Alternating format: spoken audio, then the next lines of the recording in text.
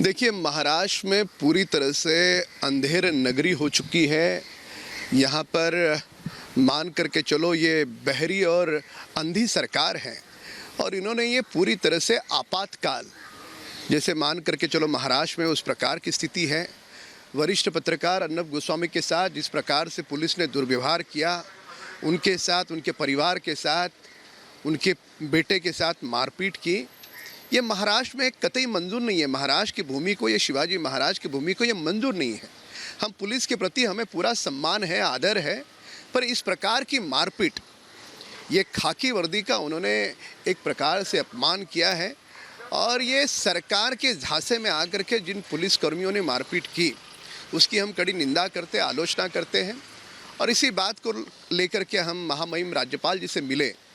कारण ये रहा कि हमने महाराष्ट्र के मुख्यमंत्री को खत लिखा, गृह मंत्री को खत लिखा, पर वे बदले की भावना से पूरी तरह से जिस प्रकार की कार्रवाई कर रही है तो देश का हर नन्हा बालक भी जानता है।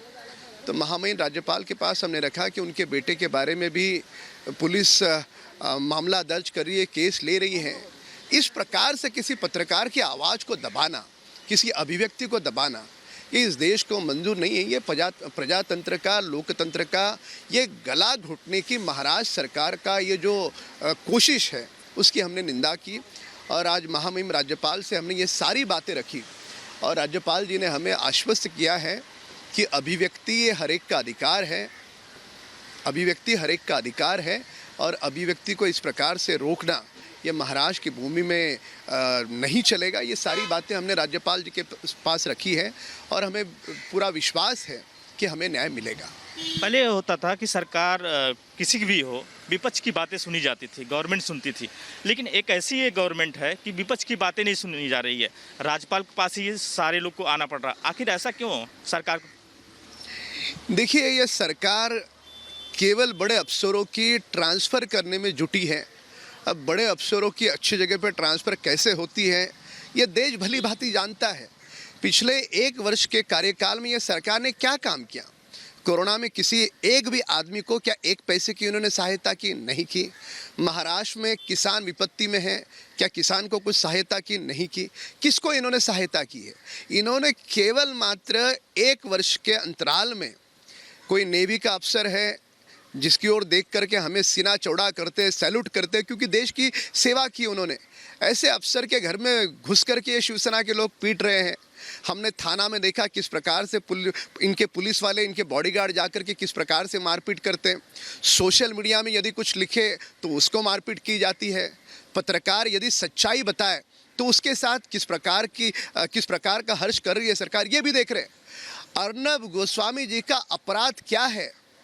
क्या पालघर के साधुओं को जिस निर्ममता से, बर्बरता के साथ उनको पीट पीट कर उनकी हत्या कर दी, क्या उन साधुओं की बात देश के सामने रखना ये अपराध है? क्या सुशांत सिंह राजपूत का जो परिवार है, उसके बूढ़े पिता है 75 वर्ष के, उस बूढ़े पिता को न्याय मिले, इसके लिए सुबह से लेकर शाम तक उसके न्याय के पीछे लगना, क्या अर्नब का ये अपराध है? कोरोना काल में जिस प्रकार से महाराष्ट्र की सरकार ने कोताही बरती, क्या उस कोताही को देश के सामने रखना यह अर्नब जी का अपराध है? कौन सा अपराध है? क्या इस राज्य में सच बोल नहीं सकते लोग? पर महाराष्ट्र की सरकार, महाराष्ट्र के मुख्यमंत्री, गृह मंत्री और सारे मंत्री कान खोल करके सुन ले। ये बहुत दिनों तक नहीं चलता।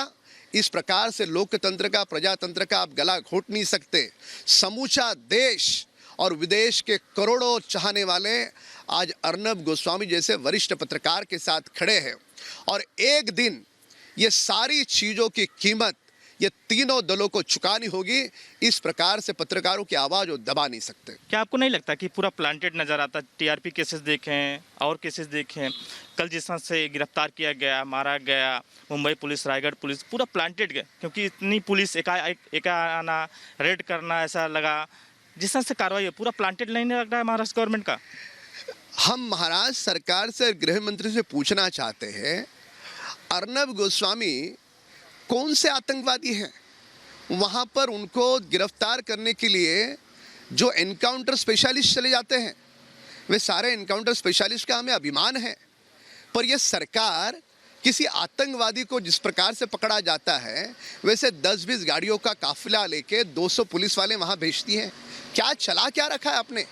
केवल और केवल अर्नब जी के बूढ़े ससुर, बूढ़ी माँ, उनका बेटा, उस परिवार पे क्या बीती होगी। और सुबह सुबह प्रातःकाल आप चले जाते हो, अरे वो सुबह शाम लोगों को, देश को, दुनिया को टीवी पर दिखते हैं, उनको समझ भेजते आप, वो खुद चले आते आपके द्वार पर, खुद आकर के आपको सहयोग करते। पर नहीं, महाराज सरकार ने जानबूझ करके उनको अपमानित, पीड़ित, प्रताड़ित करते हुए जिस प्रकार की पुलिस फोर्स भेजी, क्या 8047 ये आतंकवादी के पास जाओ हम समझ सकते हैं, एक पत्रकार के घर पर, और जो पत्रकार पूरी तरह से सहयोग करने के लिए तैयार है, उस पत्रकार के घर पर भेजते हो आप। शर्म आनी चाहिए महाराज सरकार को। और ये जो घिनौना काम किया है, समूचा देश आज अर्नब के साथ खड़ा है। मैं मानता हूँ कि कुछ ऐसा वर्ग होगा कि जो शायद रिपब्लिक टीवी नहीं देखता होगा, बहुत कम होगा। मैं मानता हूँ कुछ ऐसा वर्ग होगा कि शायद अर्नब की पत्रकारिता उनको पसंद नहीं होगी। पर इस घटना के बाद समूचा देश अर्नब जी के साथ खड़ा है। जो नहीं देख रहा था वो भी अब रिपब्लिक देख रहा है, और जो अर्नब को नहीं चाह रहा था वे भी सारे लोग अर्नब को चाह रहे हैं। और महाराज सरकार के प्रति उनके मन में जो इनके काले करतूत हैं, इसके प्रति आक्रोश है। ये जन आक्रोश है, और ये जन आक्रोश, इसका खामियाजा, इसकी कीमत ये तीनों दलों को चुकानी होगी। कल भी एफआईआर दर्ज कर लिया गया है कहीं के बदले की भावना के तहत एनएम जोशी में। अरे बेटे के ऊपर एफआईआर दर्ज करते हो? बेटे के ऊपर कोई करता है? अरे बदले की भावना है। अर्नब ने जो सवाल पूछे थे, अगर इतनी हिम्मत है तो जवाब देते आप। अर्नब ने यही तो कहा ना, पालघर का मामला सीबीआई को सौंपा जाए। आपको कौन से ऐसे सपने आते हैं? आपने पुलिस की जांच के पहले पालघर का मामला ये केवल और केवल मॉब लिंचिंग आपने करार दे दिया। कहां से सपना आया आपको? सीबीआई या पुलिस की जांच के पहले सुशांत के मामले को आपने खुदकशी करार कर दिया। कहां से सपने आते हैं? ऐसा कौन सा आत्मज्ञान आपकी इस सरकार को प्राप्त है? तो ये सरकार रफा दफा कर देती है हर मामले को। और जो मामला 2 साल पहले क्लोजर रिपोर्ट जिसका फाइल हो चुका है, इस देश की 125 करोड़ जनता है और इस देश का नन्हा बालक भी जानता है कि अर्नब जिस पुरजोर तरीके से, जिस बेबाकी तरीके से, जिस आक्रामक तरीके से इस सरकार की धज्जियां उड़ा रहे थे, इस सरकार की विफलता को देश और दुनिया के सामने रख रहे थे, तो इस सरकार ने ये तो बदले के भाव में किया है। पर बदले के भाव में आप करते करते आपका पैर चीकड़ में फंस चुका है। संजय राउत बड़े खुश नजर आ रहे हैं और पूरा सफाई दे रहे हैं कि जो कार्रवाई हुई है अच्छा हुआ है। कानून के तहत कार्रवाई, बड़े खुश नजर आ रहे हैं संजय राउत। नहीं, ये कौरवों की सेना है। अब इसको तो सोनिया सेना कहे, कौरवों की सेना कहे, क्या कहे, पर ये वो दिन दूर नहीं है कि महाराष्ट्र की जनता, देश की जनता, इनसे पूरी तरह से जो भी इन्होंने गलत किया है उसका खामियाजा इनको भुगतना पड़ेगा।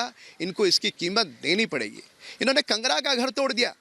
इन्होंने अर्नब के परिवार के प्रति इन्होंने, आज सत्ता है, सिंहासन है, इन्होंने केसेस दर्ज किए। पर एक बात ध्यान में रहे, अंत में जीत पांडवों की होती है, अंत में जीत राम की होती है। जीत कभी कौरवों की हो नहीं सकती। आज सामना के संपादकीय में अर्नब गोस्वामी के खिलाफ लिखा गया है। शिवसेना पूरी तरह से, जो शिवसेना के नेता, एनसीपी के नेता है, और वो लोग काफ़ी खुश नज़र आ रहे हैं और संपादकीय भी बड़े अच्छे तरीके से लिखा गया। देखिए, ऐसा है, ये असुरों का आनंद है। हमने पुराणों में देखा है कि असुरों का आनंद है, और ये सिंहासन के लालच में सिंहासन का इन्होंने दुरुपयोग किया है। आज पूरे देश के सामने इनकी